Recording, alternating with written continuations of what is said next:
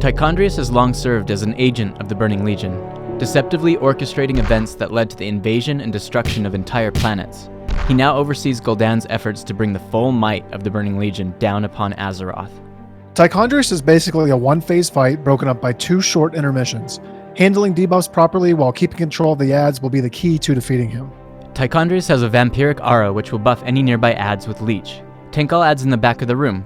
Feast of Blood will cause Bloods to fixate onto his current target. Taunt swap and run them to the back where DPS can kill them quickly. Carrion Plague is a debuff placed on random targets. Have everyone with the debuff run to the left side of the room while the healthy players remain on the right. These players will take ticking damage and also be targeted with Seeker Swarm. The swarm will charge towards their target, dealing damage to anyone in their path and applying the plague if a player doesn't already have it. Echoes of the Void is a raid-wide channeled AoE. 4 pillars will erupt, giving you a place to avoid the damage. If too many players are standing behind a single pillar, it will be destroyed before the spell ends, so be sure to spread between the different pillars. Tanks take adds behind a pillar on the clean side to avoid getting Carrion Swarm. On Heroic, 2 ranged players will receive Brand of Argus. Have them stand towards the back. To remove the debuff, 4 additional players will need to stand in the circle. The explosion causes raid-wide damage that is reduced the farther you are away. Remove both debuffs quickly to avoid them being removed when players stack for echoes. Tichondrius will split into a swarm of bats to begin the intermission phase. He will start blasting the area with Carrion Nightmare, quickly sidestep the blast line. Group up the bats and AoE them down.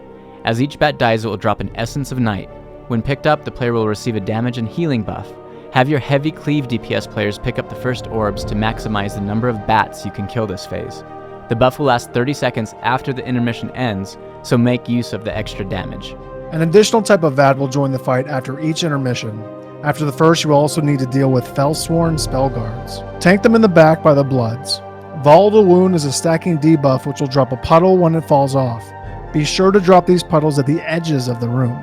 After the second intermission, you will need to deal with Sightless Watchers in addition to the Spellguards and Bloods. Watchers are priority.